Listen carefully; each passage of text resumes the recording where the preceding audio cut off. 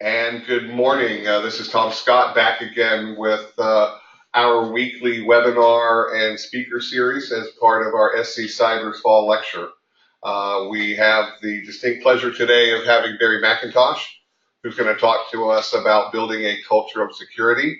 I could go into the long and lengthy bio that Barry gave me, but I'll go ahead and dispense with that, and I'll let him take care of his own introductions, and we will go ahead and get started. So thank you again for joining us, and Barry, thank you again for your time this morning, both in front of my students here and those on the webinar. Thank you, Tom. Good morning. It's an honor to be speaking with you this morning. My name is Barry McIntosh. I work at the Savannah River site for the U.S. I'm a contractor, U.S. Department of Energy. You may not be with Savannah River site for years. We built nuclear weapons components for the Department of Energy, which then, once they were assembled, get transferred to U.S. Department of Defense. We've really shut down most of those operations. Today, we're doing a lot of environmental cleanup. We're researching energy. We have one of the national labs in the country, Savannah River National Lab. We're researching energy. We're trying to get nuclear weapons secured around the world, ensuring the safety of the world. And we're also starting up new operations to convert our surplus plutonium around the world that we're taking back from now that we've scaled back nuclear weapons and turn that into commercial fuel so that we can use that rather than just destroying that, because it takes a lot to produce weapons grade nuclear materials. They're useful. You can burn them in a nuclear power plant, so we're converting those back. So some of you may look at my title and think, well, this is pretty close to what Brian Bannister covered back in September. I think his title was Building a Culture of Education. I'm not going to repeat what he did. He did an excellent presentation. I do want to reemphasize one thing he said is awareness does not equal security. Now, today I'm going to take a slightly different approach and approach why awareness does not equal security from a cultural standpoint. Now, culture is a lot to cover in an hour. I'm going to give you a brief overview, but it's also falling at the end of the series like this. There's a lot of things that I'm going to pick up. You're going to pick up things from Brian. You're going to pick up things from the talk about risk management. There's a lot that goes into building a security culture. A lot of your lecturers have been CIOs. I come from a lot different perspective. I was a software developer for years and years. I got interested in security. I went out and got a doctorate to try to transfer into the security world.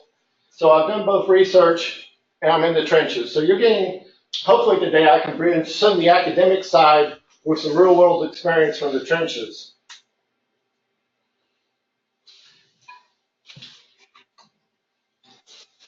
Let's talk about my perspectives. I'm a techie. I'll tell you right now, I'm a techie. My ideal world would be having volatility, a packet capture, a hex editor, some other things, and just staring at those screens all day. Ideally on a beach like this. That's the Atlantic side of Barbados, one of the most beautiful beaches in the world I've visited. But that would be my ideal world. Now reality kind of sinks in and says, you're going to get there and the screens are going to be, two 27-inch screens, you're not even going to see the beach. But I'm still holding on to that vision. The reality of my real world is, I do a lot of this all day long, but I also take a lot of calls from people with security questions. And that's a large part of security. And that's a good thing. I've been blessed to work at Savannah River site most of my life. I've also worked at Verisign, both companies with strong security culture. The Savannah River site also has a world-class safety culture. And you may say, safety culture, why mention that? Well, safety culture and security cultures aren't that much different.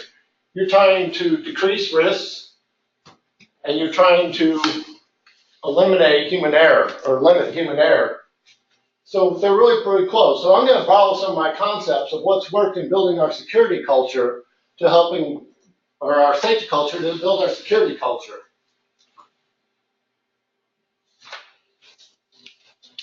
So Tom mentions that part of your class is the DBIR. You're going to recognize this from the DBR. For those that are maybe on the webinar, if you're management, you're not reading the DBR every year, you should be. It's written for management. That doesn't mean the security team shouldn't use that. When you're talking to management about your security programs, you should leverage the DBIR and also use ideas, your own metrics to reinforce to show that, yeah, we're seeing the same things that all these other industries are seeing. So if you look at this, we see 66% of malware was by malicious email. Well, you're having human interaction there. 81% was based on weak or stolen passwords. Well, one, why are we still using passwords? But still, you got the human element there. 14% were by errors. That could probably be configuration errors, putting up something where it shouldn't be on the server. A lot of those breaches were due to just human errors. And we got to learn that. And finally, throughout the DBR, you're always going to see that consistent 25% of the insider threat. It's real, it happens, and it's out there. So we're not really reaching our goal of securing our information. We got a major failure in that we're not addressing the human problem enough. We tend to focusing on the technical issues, and we completely ignore the human element.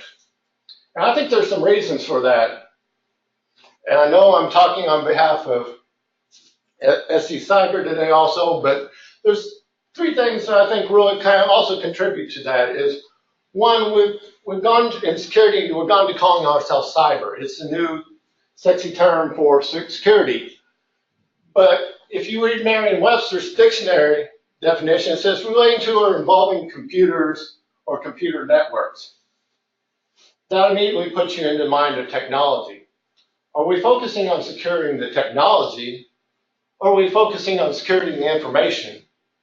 Because the more we focus on securing the technology, the further we get from dealing with the human side of the element. A second thing that's really driving our security away from the human problem right now is compliance. Almost all industries nowadays have some sort of security compliance regulations, be it PCI, NIST, HIPAA, ISO. All industry is now getting some kind of cyber compliance. Now, the compliance, if you follow the compliance regulations and all that, yeah, they're going to have something about security training, but if you look through most of them, they're all about technical controls. Once again, we're focusing on the technical side of things and trying with our compliance mentality and missing the human problem. Finally, the last one is we're IT and cybersecurity. It tends to deal with a lot of logic and analysis. That attracts introverts. I'll tell you right now, I'm a major introvert. We did the Myers-Briggs. It's the exercise a lot of organizations will do, and you do the quadrant, and they plug the dots around with everybody's name, and they're all clustered around, and then there's way out here, there's a dot. That dot way out there is me. I showed you that first screen. I'd like to be looking at analytical screens all day long. That would be my ideal job. But like I said, I'm here today. Because we're introverts in IT doesn't mean that we have to be that way. We can push ourselves to be outside and step outside our comfort zone. No, this isn't my comfort zone talking in front of a group today, but I'm passionate about security, and you need to be passionate, and with that passion, you'll get the energy to step outside your boundaries and get security and help address the human element. So let's get into what information security culture is. And I'm going to start with the model most people use for information security culture. There's others, but this is Shine's model, and this is At the simple level of Shine's model, it's got three levels. You start with shared assumptions. Those are your beliefs, your perceptions, your morals, and those are shared loosely across the organization. There's variations between departments and all that, but on an organization you have general does. Your second level is your spouse values. This is the company line. This is what you say the company does. This is what you say, what you think management wants to hear. And then the final level of security or information security culture is artifacts. That's what really happens. That's what you can see and touch. That's your processes, your behavior, your rituals. Fair. Sorry to interrupt, Yeah. but making this interactive. So you mentioned that you guys have a very strong safety culture, and that you're going to talk today about a security culture that mirrors that. If we were to take a look at this simple model of security culture, would we be able to just swap out that word and say a simple model of safety culture as well? Yes. And so in your organization, which you've touted already, so I'm going to pick on you, as a strong safety value, what would be some of the assumptions related to safety that your organization deals with? Our safety? So again, shared assumptions. Well, maybe it's easier to address it at the next level when I get into the dimensions, but I mean, safety and security is everywhere. There's monthly safety securities. I'll get into some of our programs, but it's ingrained. In fact, one of the things I've heard is you can always spot an SRS worker when they're out mowing, when they're at home mowing their yards because they have full protective gear on. Okay. It's that mentality. You can spot an SRS worker because when they go up the stairs, they use the handrail or up and down stairs. They have rituals that just become, when we're talking down here, they have rituals. And I'll get into assumptions on the next slide. We'll get into that a little deeper. But our bottom line target with information security culture is to improve the behaviors. We want those behaviors to become rituals. Those are the ingrained values and assumptions that occur without conscious thought. To give you an example for phishing, you open an email and you say, something doesn't look like with this, and I'm going to check who the sender is. I'm going to hover over the link attachment. You do that without conscious thought because you've done enough times, peer pressure, you get to the point where it just becomes a habit. Same thing with tailgating, not allowing people to come in behind you when you have a badged door. You don't want people to follow. You challenge people and make sure that everybody in the organization belongs there so you don't have outsiders wandering around in your organization. So this is a pretty simple model. You'll see this. Some of the researchers that I respect in 2010 did a study. I think Tom Holmes was one of them, where they added information, or they added knowledge. It's the fourth level of this. And I'm going to show you as we go along why that's not enough. Sure, information plays into this, but it plays in a much different way than trying to define it on this simple level. So what Shine did with his model is, and if you really want to understand security or any culture, is he broke it down into dimensions of assumptions. He took that shared assumptions level and broke it in. And basically with this onion model, it's three levels. You have the outside level, which deals with external assumptions, how the organization deals with the outside world.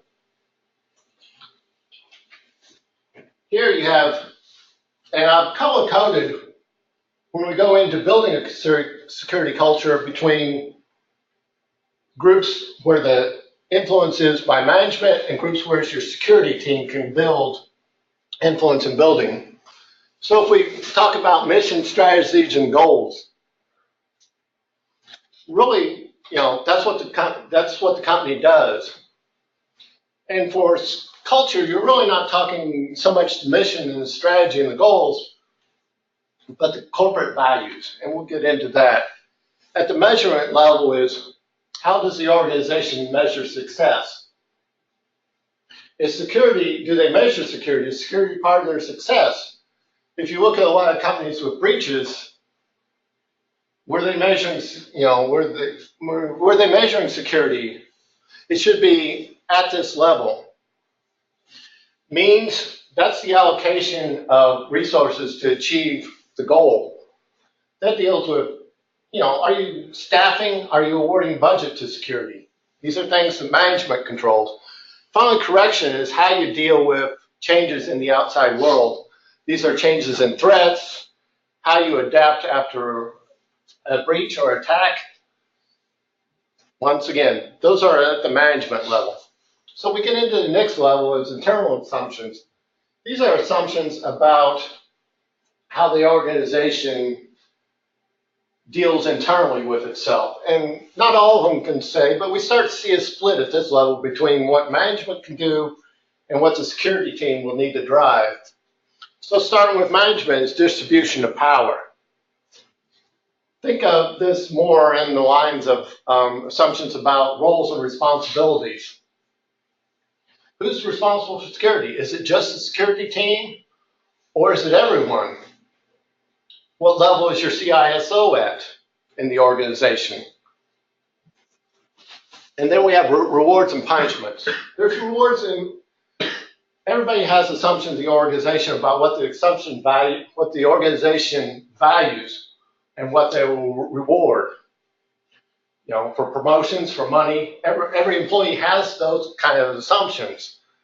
So are they assuming that management is going to reward good security things? And second, are they going to punish if people don't follow the security policies? So let's we'll start getting down into some of the security teams, because while the security team doesn't have much influence in the organization, they really have to drive these things. Let's start with common language, and you're saying, well, what's common language? If you think of language, it's I say something and you hear what I say and you understand what I'm talking about. So if I say podium, everybody pictures what a podium is. This is where awareness starts to fill into the model is by performing awareness, you're having a common language of what security is and what needs to be done. And so it's the security team has to drive putting that knowledge out there on what security is. And then group boundaries. Now, group boundaries are assumptions about inclusion in the group. And, as an example of organization could be very siloed between departments. What the cybersecurity team needs to do in driving and building a security culture is to break down those boundaries so that, a lot of organizations see cyber and cyber policies as a hindrance to their job.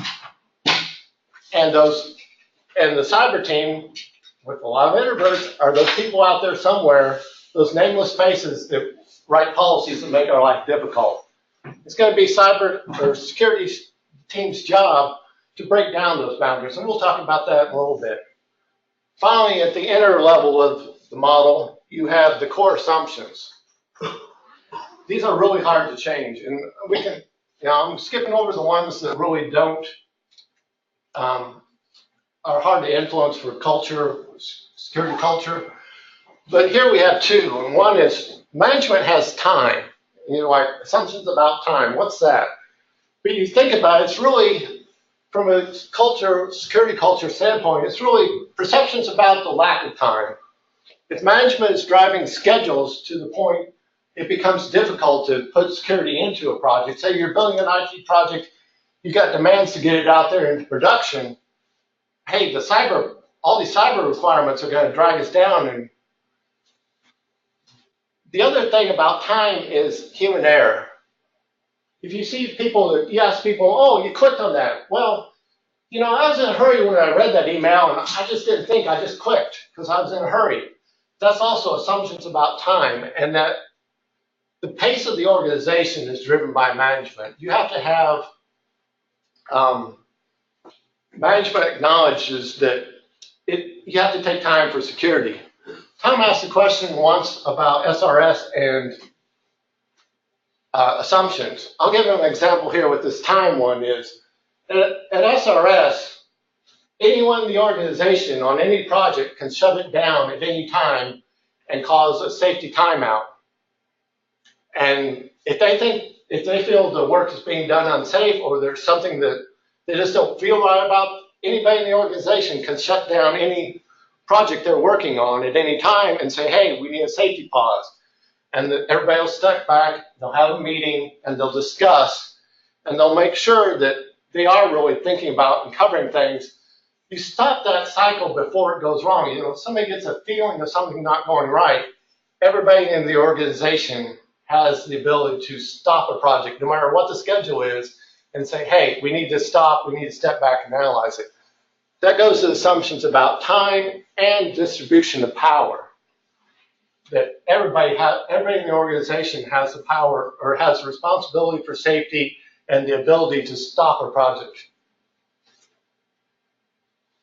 So the last one I have up here is reality. You're thinking, well, how do you change reality?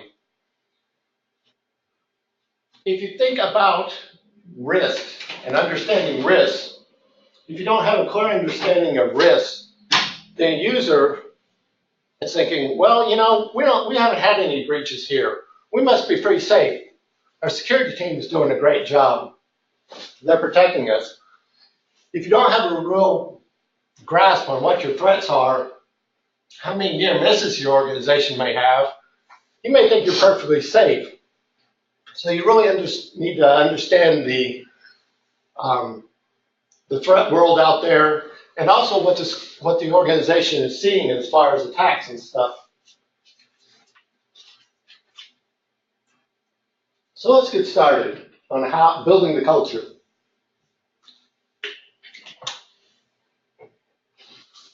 First off, everyone has a information security culture in every organization, whether they realize it or not.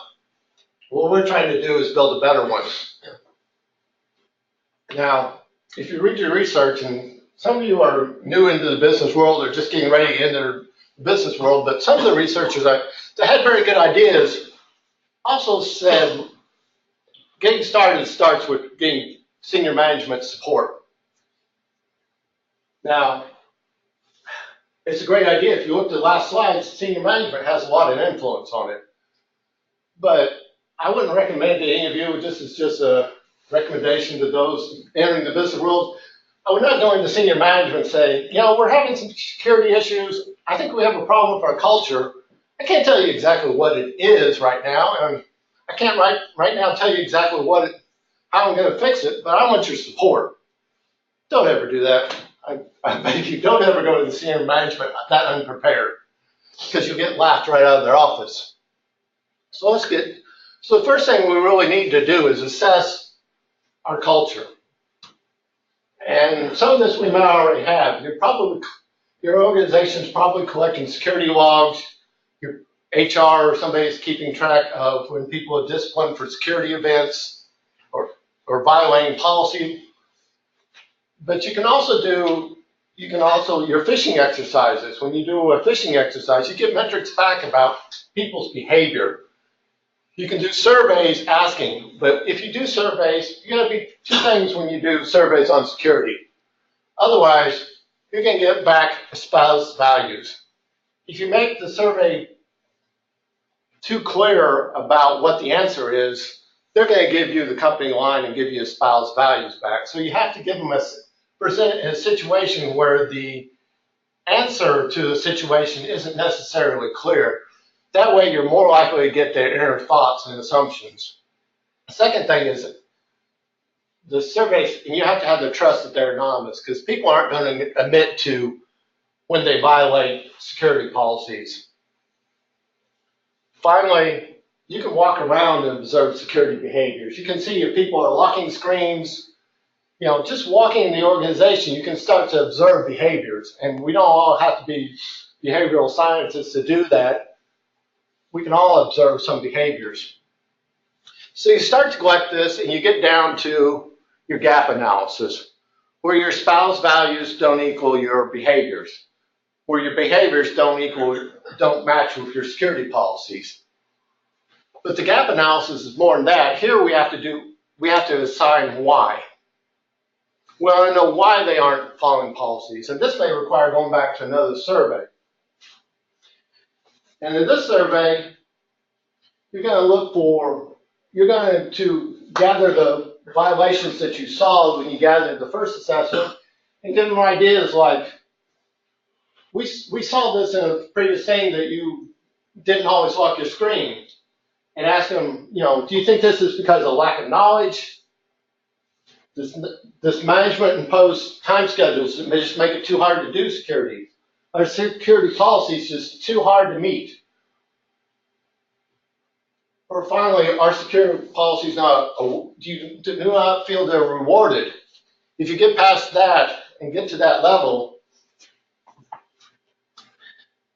and you can give them others, but you get an idea of the gap. Now you have a gap analysis. Now you're going to develop a plan, and you can go back to the onion model and figure out where those things fit with who's responsible for implementing each of those.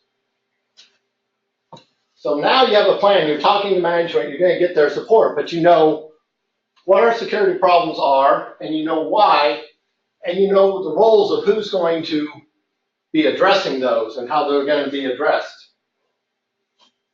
So we implement our plan, but culture is constantly changing things. So we're going to have to measure, adapt, and maintain the culture. So let's get into actions for management. First thing, we have missions, values. Now, most organizations, their main mission is not security, but it should be in their corporate values. Now, I did a little thing. I Googled corporations for security values as a corporate value. You're not going to get back much. I did happen to get 3 here. I love the Cyber Command one because it's America and apple pie. What we value most: freedom, liberty, prosperity, intellectual property, and personal information. You see the same thing here with P&G, Procter & Gamble. They have a really good one. They want all their employees to act like owners, treating the customer's assets as their own. So their intellectual property is the responsibility of everybody in the organization to protect.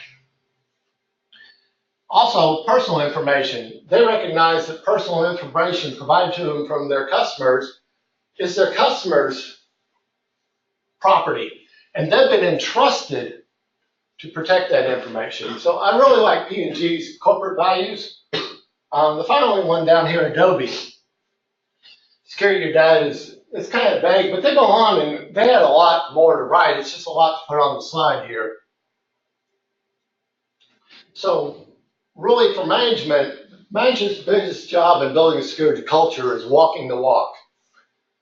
They got to be showing that from a management standpoint, security is part of the organization, that their values support, and they got to relate how these corporate values support achieving the mission. Think about it. If you don't think about how they do that, think about this. If you're a retailer and you have a breach of people's information, are those people still going to come to you? Your mission is to sell products. If you breach their information, their credit card information, they're like, I'm not going to give them my credit card.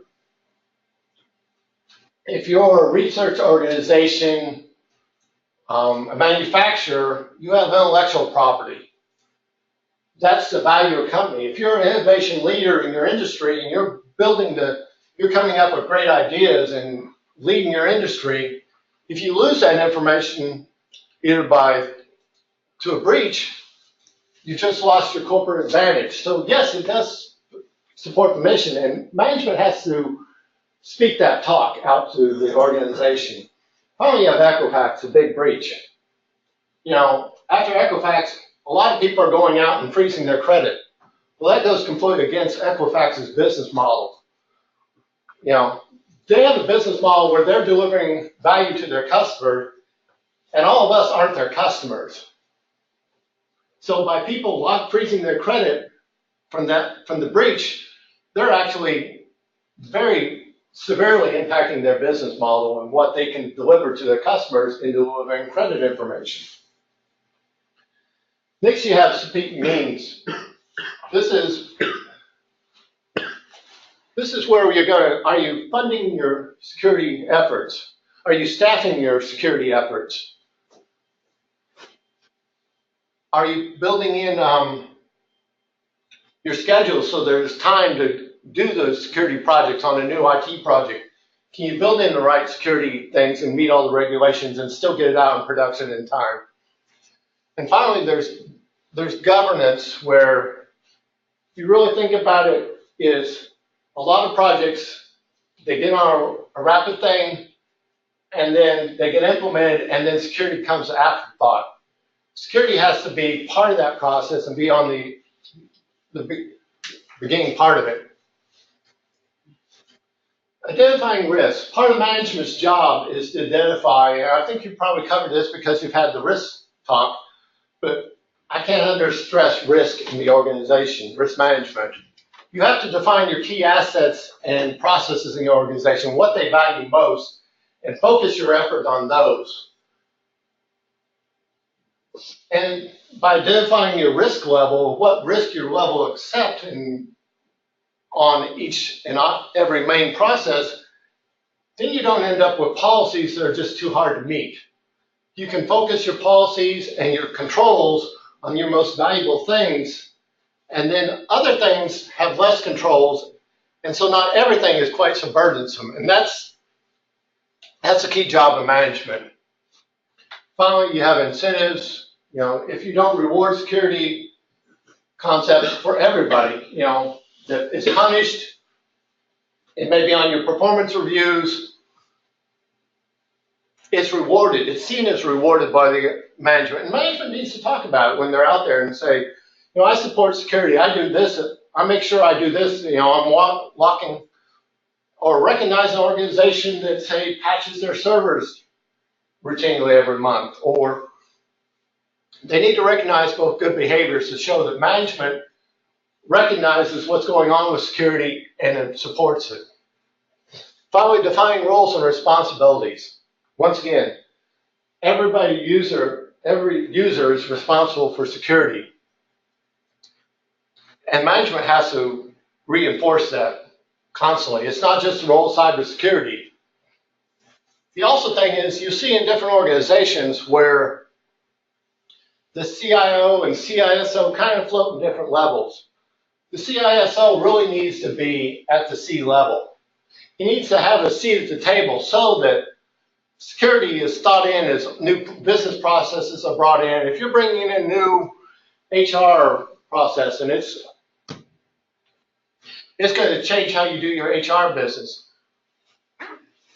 security needs to be at the seat of that. The CISO needs to be at the C level when those decisions are being made so they can provide input early on in the project.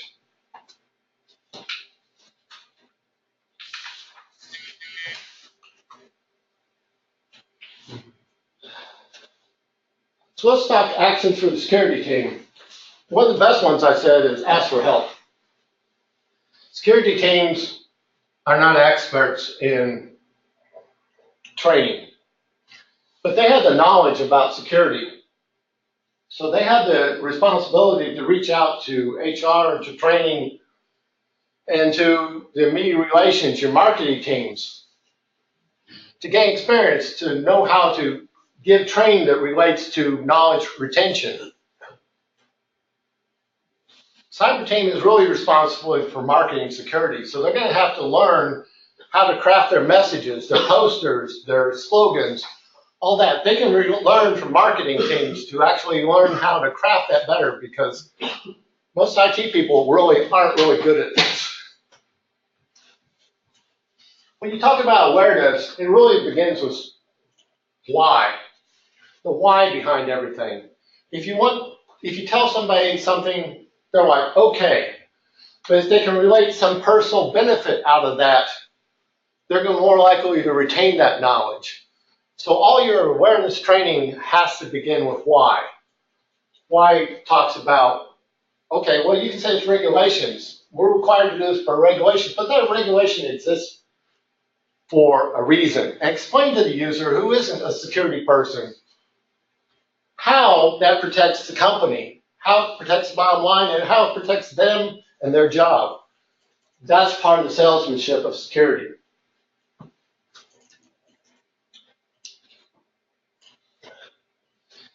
The other thing we got to do is deal with breaking down barriers, like I said before, organizational barriers. We want the security team out there. We want them accessible. We want people talking to them. And I give some ideas here to get people to show up for security. Because a lot of times people don't. But if you have a small budget, you can do things like lunch and learns. That's something that we do at our company quite a bit. And it doesn't take much budget. You provide some Subway sandwiches, you provide some chips, you invite people over lunch hour to come listen to a topic. You may talk about phishing. You may talk about newest threats. You may talk about ransomware. Bribe them with food. You know, they'll come, they'll eat a sandwich, and they'll listen to you. And you may actually reach some people. Road shows are just setting up a booth, demonstrating a certain concept, and letting people just walk by and see what's going on. Be curious. The one I really like here is small group meetings. I think these are the most effective. Our company has monthly safety meetings. Every organization has a little group meeting every month to just discuss safety. Security is also one of the topics in that. I get invited, or the security team gets invited or requests every once in a while for them to break up, add some variety to those meetings and send out a live speaker. If I can, I try to make time to do that, because you give your little thing, you're giving them awareness. But beyond giving them awareness, they're seeing a face. They're engaging with you. Afterwards, they're asking questions. And what that leads to is the bottom thing, where when I go back to my office a month or two later, they're like, hey, I know Barry, he's approachable. I'm not sure exactly how to do this, so I'm going to call him and ask him how I can do this securely. That's breaking down those group barriers. And that's what your security team really has to do, is get out there and not be nameless faces that make people's lives miserable, but be out there and be approachable and show that you're approachable. As I mentioned before, communicate security incidents. You hear about breaches all the time. You may not hear breaches in your own company, or you may not even know what near misses they are. Near misses happen all the time. People click on links, and if you have a good security team, that's all they have. It gets there, it gets stopped, they shut off that one computer, and that attack stops with one person. But people don't ever hear about that. They think they're perfectly safe clicking on that. They think antivirus is protecting me. Surprise. People have a real bad perception of what the value they get from antivirus nowadays. How many near misses, how many successes? We need to communicate that so people have the right concept when they're doing things. That, yeah, it really does depend on me to do a lot of the security, because these attacks are happening all the time, and security's doing a good job, but they can't protect everything. If they really understand if people at the lower levels, the users, understand the risks, they'll understand that it's all good. And finally, you have reinforcement prompts. These can be your screensavers with a little thing that says, think before you click. These can be banners we use banners on our internet homepage, where people, just a little constant reminder. You have posters. You're just trying to keep that thought in the back of their head until it becomes a ritual. Remember, our goal is to get to rituals. Keep security in the back of their mind constantly.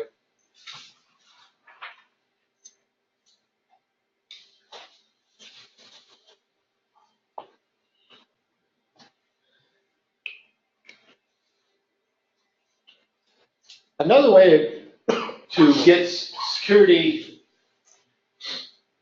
to be ingrained or internalized for folks is to get your users involved. The first one is representatives. First approach is representatives. Probably maybe not many people in this room remember the early 2000s, but Adobe was the bane of IT in the early 2000s.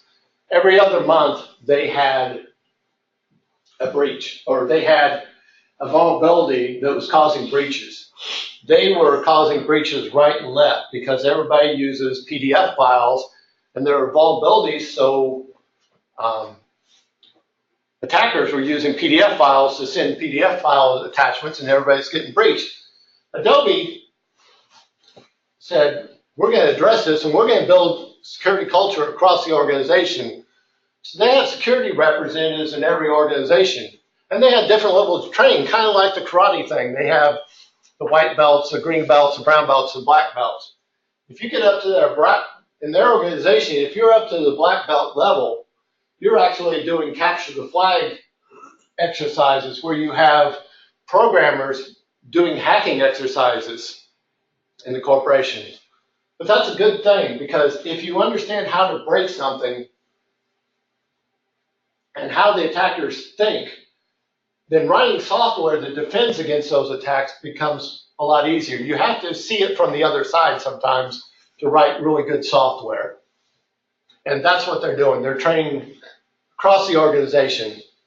Having representatives across the organization also expands your ability to expand awareness, because now you have a knowledgeable person spread out in each organization. To make this work, though, management has to reward it. It has to be in our, it has to be, these people have to be credited for this when they have their annual performance evaluations. The other thing representatives across the organization is going to do is they understand intimately the business processes and demands of that department.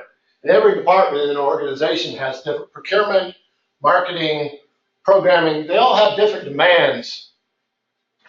And so representatives give you a chance to provide feedback to the people writing your security policies, so the policies work for all these departments, because it's different for everyone, and you need that feedback and that intimate understanding of how they do their business, and that dialogue back to write effective policies that people are going to follow in the organization. The next is behavior-based observations. This is one of those ideas I borrowed from our safety culture. What we do is we take people from every organization, and they're brought in, they're running through a training program that teaches how to observe and how to assign error precursors. So they're trained out, and they go out in the organization, and they're doing quite a few things for you. One, as they do an observation, they're thinking about security. Two, they're doing an observation on somebody. Once they're done with that observation, the observation requires a one-on-one conversation. So if they observe somebody acting insecurely, walking away from their computer and not locking it, there's immediate feedback to that person, and there's a dialogue, and there's peer pressure. The second thing the behavior-based thing does is, in assigning error precursors, they're not only identifying errors, bad behaviors in the organization, they're identifying why it happens. And this can all be trended, and this may be unfamiliarity with the task. I was doing something new. I didn't know what I was doing. I felt rushed. I wasn't educated enough on the security in this situation.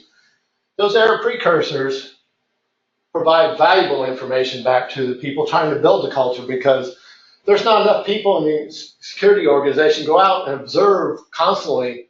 Like I said, going back to your artifacts, seeing what the culture is actually doing with their behaviors.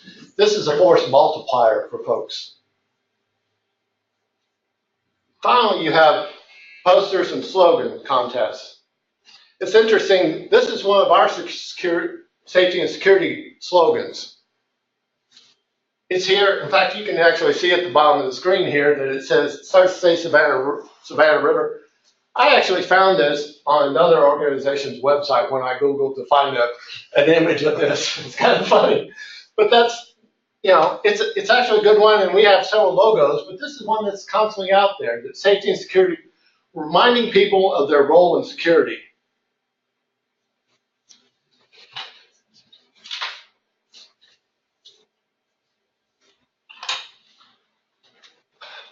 Finally, we have to continuously measure, adapt, and to maintain our culture. We keep up the measurements all the time. We watch our metrics, we watch our logs, we watch our behaviors. We compare that against our policies. If you have policies that you're not measuring your performance against them, why do you even have those security policies? And if people see that you're not measuring a security policy and you're not tracking it, they're going to violate the first time and say, well, nothing happened to me. Next time, it just becomes easier to do. So you really got to continuously monitor your logs, and you have your logs, you have your incidents. Measure what your behavior is through those things. And you don't always have to, and like I said, if you have the BBS, you've got your behaviors taken care of. And you have to continuously assess, well, then what can we do to either correct the problem, or maybe it's our policies that we need adapting to make it so people can work securely. You may have to find a different way, but still a secure way, and modify your policies. Also with your policies, nothing's static. Your threats, your external threats are constantly changing. 3 years ago, all malware was pretty much going after stealing your information. Then the criminal element found out really well, if we can just hide their information through ransomware, destroy their information and make it pay it, that's a lot easier. That's immediate payback on those. We don't have to take these credit cards and then try to resell them. They click on a link, they're immediately going to want to pay us to get that information back. So that was something that didn't exist 2 years ago, or 2 or 3 years ago. We didn't see that. It's kind of dying off now, but that's a new threat. And you have to address your policies to do that. And one thing, in a compliance scenario, if you're doing compliance regs are slow to change. They're by regulatory bureaucratic organizations write those regulations. They go out for committee reviews, so they're very slow to change. By continuously assessing threats and risk and new business processes, you're always going to have new business processes developing in your organization. If you continuously assess those and adapt to those, you're going beyond compliance and actually securing the organization. Finally, awareness training. People don't like change. They've learned one security policy and now you're changing it. We got to go back to the why. Explain what the new threats are. And even if you don't have to change the policy, like ransomware, now you got to change your awareness training to say, make sure you're updating. The best defense against ransomware is to back up your information, because then you already have a copy you can go back to, and you're not going to have to pay the ransom. But every year the attackers come up with a new thing, and users need to be aware of those. So you got to keep your awareness training up to date, and you got to explain why your policies change from time to time, because nobody likes change.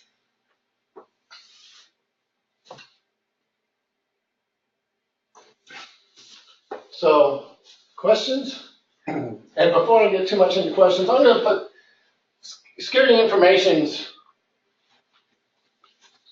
security culture is a lot to cover. Here's some of the resources I used while I was building this talk. But if you really want to understand culture, you're going to have to read some of these. I've given you a high level view, but so any questions? Any questions, guys? Okay. So, Barry, thank you again for your excellent presentation. You timed it exactly right. We are right at the end of our time today. Um, I will share with you that I learned several things today, and I think what has been the true value of these classes and our speaker presentations is not only that the students are getting the value, but the fact that we are putting that out on the webinar. Because I've had multiple people come back and say, I've gone back to several slides and appropriated some of the material there that I'm using in my next conversation or my next presentation. So hopefully we will see you cited in somebody's presentation in the future for what you shared with us today.